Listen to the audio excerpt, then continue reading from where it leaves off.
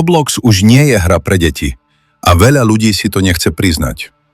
Kedysi si zapol Roblox a videl jednoduché hry, chaos, zábavu a deti, ktoré sa len chceli hrať. Dnes? Overovanie tváre, občianske preukazy, 18+ obsah, toxická komunita, skémy a hráči, ktorí berú Roblox vážnejšie než reálny život. A teraz úprimne, je toto ešte stále ten Roblox, ktorý si hrával? Posledné mesiace sa komunita háda viac, než kedykoľvek predtým. Jedni tvrdia, že Roblox dospieva a bez tvrdších pravidiel by platforma neprežila. Druhí hovoria, že Roblox ničí vlastnú identitu a zabíja to, čo ho spravilo populárnym. A čím viac firma tlačí na bezpečnosť a kontrolu, tým viac hráčov má pocit, že stráca slobodu.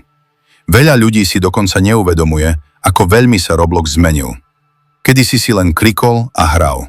Dnes niektoré funkcie vyžadujú overenie veku, komunita rieši súkromie, žaloby a kontroverzie. A práve tu sa komunita rozdelila. Jedna skupina hovorí, je to správne, internet už nie je bezpečný.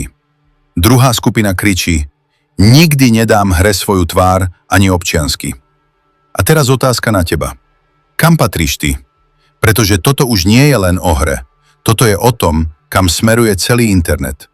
Ak si myslíš, že Roblox už nikdy nebude ako kedysi, daj like, odber a napíš do komentára svoj názor. Chcem vidieť, koľko ľudí to cíti rovnako. Najzaujímavejšie je, že Roblox stále rastie v jednej veci. Peniaze. Firma sa čoraz viac mení na obrovskú digitálnu platformu. Menej hra, viac biznis. A veľa starých hráčov má pocit, že práve tam sa niečo pokazilo. Nie preto, že hra vyzerá horšie, ale preto, že už nepôsobí rovnako. Kedysi bol Roblox miesto, kde si unikol z reality. Dnes veľa ľudí cíti, že realita dobehla aj Roblox.